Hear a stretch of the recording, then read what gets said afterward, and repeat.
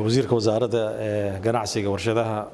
dowladda federaalka Soomaaliya Injineer Cabdullaahi wasiirka dowlaha xafiiska ra'iisul wasaaraha Dr. Cabdullaahi Xaamud Maxamed sidoo kale la taliyaha sharciga madaxweynaha Jamhuuriyadda Federaalka Soomaaliya Avocado Kaysa Saciid Cartan agaasimayaasha waaxyaha kala duwan agaasimaha guud Dr. Ismaaciil Cali dhammaantiin marti sharafta nagala soo qayb gashay maanta xafladan oo inoo soo agaasimeen wasiirka iyo shaqaalaha wasaaraddu aad ugu mahadsantihiin runtii wasiir aadan kaaga mahadinaya sida sharafta leh maanta loo soo agaasimay inkastoo waxa waay kulli wasiir dowlaha khudbadiisii runtii dardaarankeed aan insha Allah ku dadaali doono inta tabartayna waxa waay inaan sida aan tahay inaan u fulino mudan wasiir waxa waay physically maanta igu horeysa wasaaradda inaan soo dhaxgalo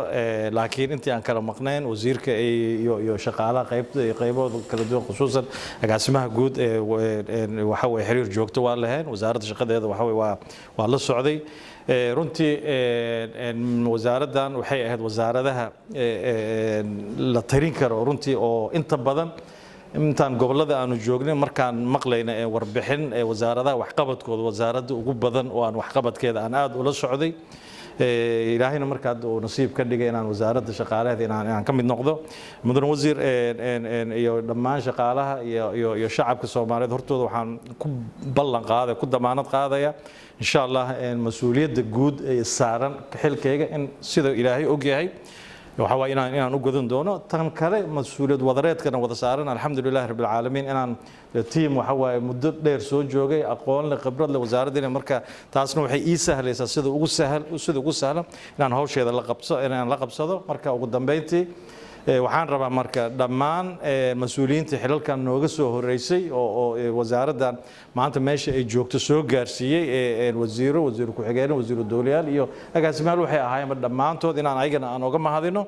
meesha ay soo gaarsiiyeen iyo shaqada anagana qaybta nooga aadan insha Allah halkaas aanu ka sii wadayna marka waa mahadsantihiin barasho wanaagsan dhammaantiina wasiir adigii shaqaalaha insha Allah waxaad dareemaysaan waxa waaye waa insha Allah in sida wasiir dowlaha uu nagala dardaarmayba waxa waaye team ay wada shaqeeyo waxa waaye waxa ay naga sugayaan bulshada Soomaaliyeed khusuusan dhalinyarada